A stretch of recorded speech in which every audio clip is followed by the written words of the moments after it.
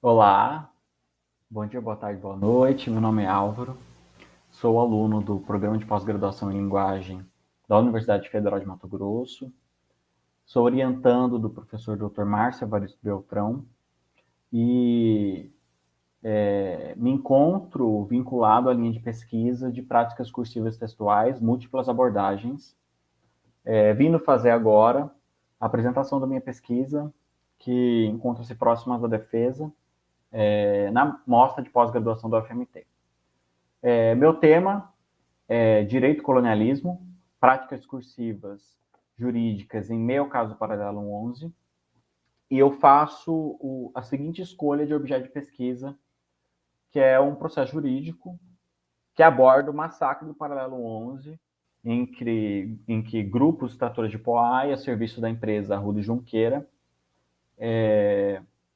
entraram em conflito com o indígena Cinta-Largas, que levou à morte de 7, né, sendo duas das pessoas que morreram, uma indígena e uma criança, né, um pequeno indígena, cinta larga, de forma brutal. E posteriormente, 2 anos e meio depois, deu-se início ao processo com a denúncia, oferecimento da denúncia, instrução probatória, sentença e execução, né, os ritos tradicionais do processo penal.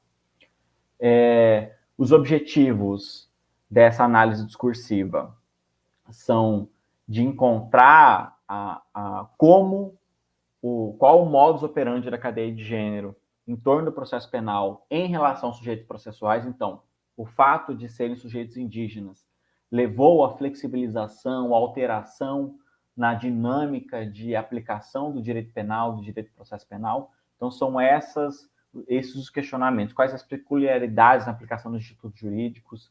Quais são as relações de poder que guiam esse processo? E até, eventualmente, propor debate, intervenções e qualquer outro tipo enfim, proposições mesmo para enriquecer a temática. As minhas bases teóricas, que dão início, inclusive no primeiro capítulo, dizem respeito à análise crítica do discurso, realismo crítico, linguística sistêmico-funcional, decolonialidade, que traz uma gama de autores, e garantismo penal, que é aquele que vai dar base teórica para fazer a crítica jurídica na aplicação intertextual das normas à época e assim por diante.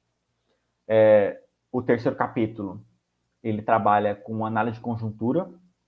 Então, nós discutimos a questão do imaginário sobre o sujeito indígena, qual o arcabouço teórico normativo que dá base para a atuação estatal, então, como deveria ser, o que diz a Constituição, o direito do processo penal, voltada para instrução probatória, oferecimento da denúncia e assim por diante.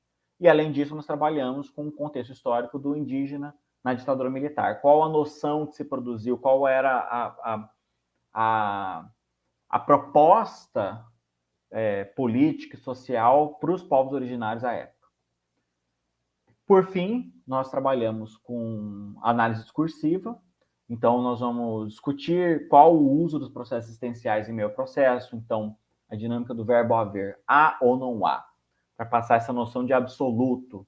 Então, mesmo em um contexto complexo em que existem evidências de determinadas questões, as pessoas usam esse processo existencial para evitar discussões e contestações. Então, há provas de tal coisa, não há provas de tal coisa. Então, ele produz essa ideia de cabalidade, de uma questão absoluta e assim por diante. Em seguida, questionar as construções em torno da pessoa jurídica, né, enquanto um elemento que protege os sócios, né, os sujeitos, os reais sujeitos detentores de vontade em relação ao que a atividade que a empresa exerce, o que é justificado, quais enfim, as motivações por trás de determinados atos, assim por diante. Além disso, verificar se na produção de provas foi tudo feito conforme a lei define. Então, os indígenas foram ouvidos, não foram ouvidos, as instruções probatórias foram detalhadas, houve corpo de delito, pelo menos de forma indireta, qualquer coisa do tipo, e assim por diante. São essas questões.